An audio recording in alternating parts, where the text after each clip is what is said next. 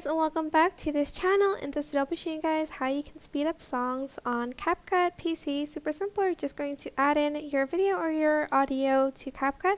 If you added a video, just right click and select separate audio and delete the video.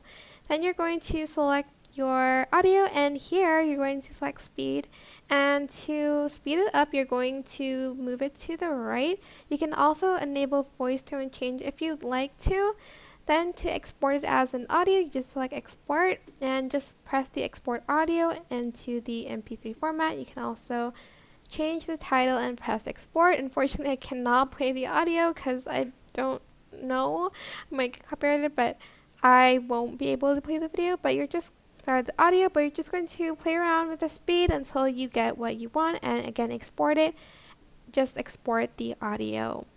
But that is basically it. I hope this tutorial was helpful for you guys. Don't forget to like, comment, share, and also subscribe to this channel if you haven't done that already. If you have any questions, just leave it in the comment section down below, and I'll try my best to answer them all for you guys. And if you found this video helpful, please click the thanks button above the description box down below. Thank you so much for watching. Bye!